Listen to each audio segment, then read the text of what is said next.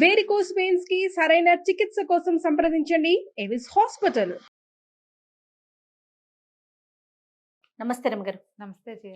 రమగారు, మీతో నేను కొన్ని మంత్రాలు చేశాము. అంటే ఈ పలానా మంత్రం చదివితే పఠనం చేసుకుంటూ ఉంటే మనకున్న కొన్ని సమస్యలు కొంతవరకు దూరం అవుతాయి, మనసు ప్రశాంతంగా ఉంటుందని.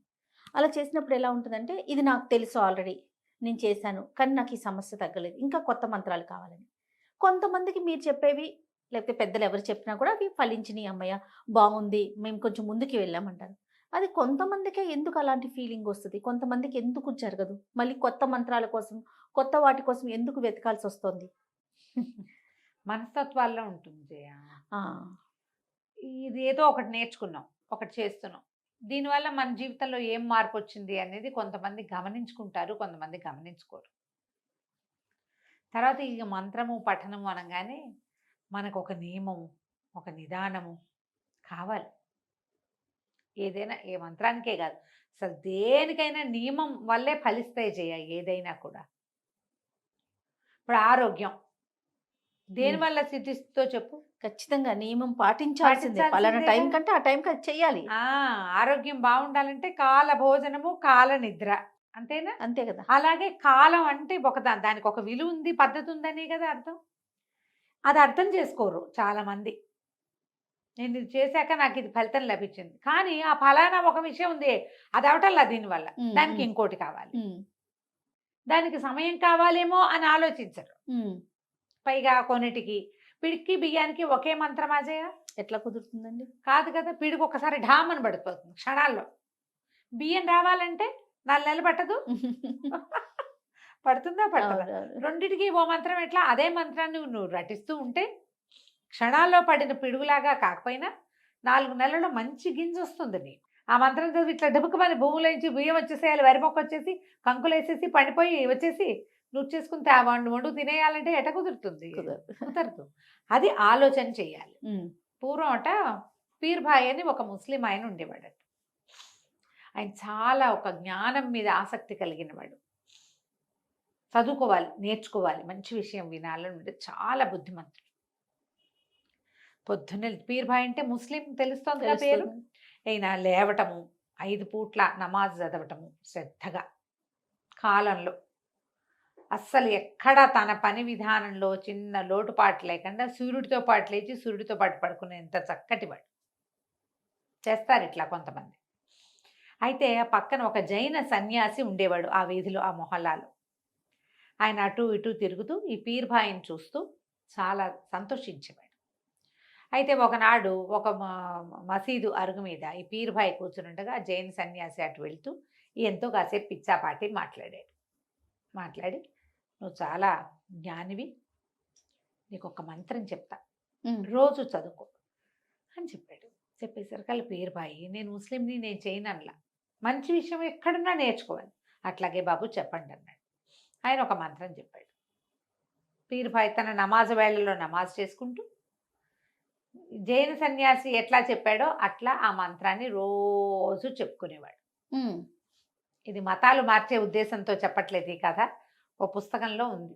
ఓకే, అందుకని అది జరిగిందే అనమాట. ఇది ఏం చదువుకుంటూ ఉండేవాడు.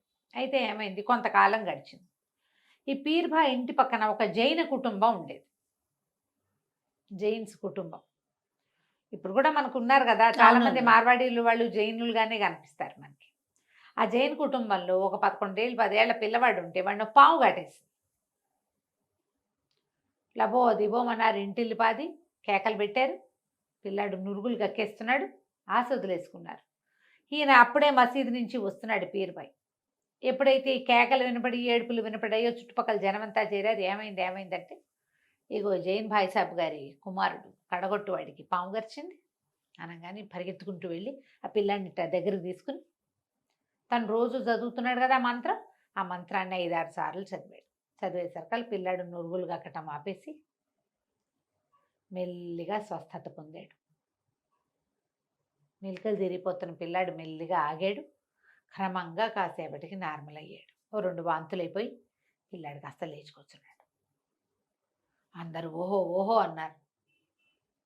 పీర్భాయ్ చాలా గొప్పవాడు, ఆయన నమాజ్ చేస్తాడు వేళకే అని వాళ్ళంతా చెప్పుకున్నారు.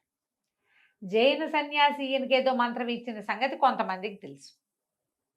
సరే పిల్లాడికి అస్వస్థత చెందాక కూర్చోబెట్టాక మంచినీళ్ళు ఇచ్చి అవి ఇచ్చి అంతా చేసి ఆ ఇంటి వాళ్ళు అడిగారు, బాబు నువ్వు ఏదో మంత్రం చదివావు, సన్యాసి గారు నీకు మంత్రం ఇచ్చాడని చెప్పుకుంటారు అందరూ, ఏమిటా మంత్రం చెప్పు అంటే ఆయన ఆ మంత్రం చెప్పాడు.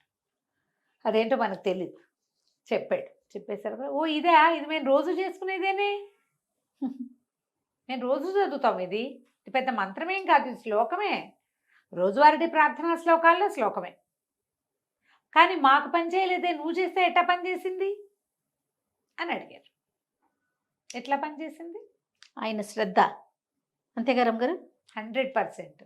నియమము శ్రద్ధ. ఓహో దీనికి ఇలాంటి శక్తి ఉందా అన్నారు. ఏమో నాకు తెలియదు అన్నాడు పేరుభాయ్, నాకు తెలీదు, నాకు జన సన్యాసి ఇచ్చాడు, ఇది చేసుకో అన్నాడు.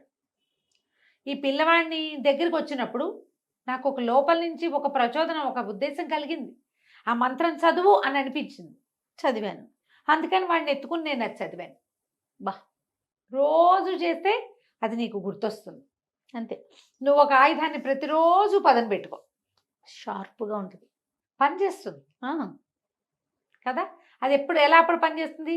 కాపాడటానికి, ఎవరినైనా కాపాడడానికి పనిచేస్తుంది, మనల్ని నిన్ను మనం నువ్వు కాపాడుకోవడానికి కూడా పనిచేస్తుంది. ఎప్పుడు మంత్రం అలా ఉంటుంది.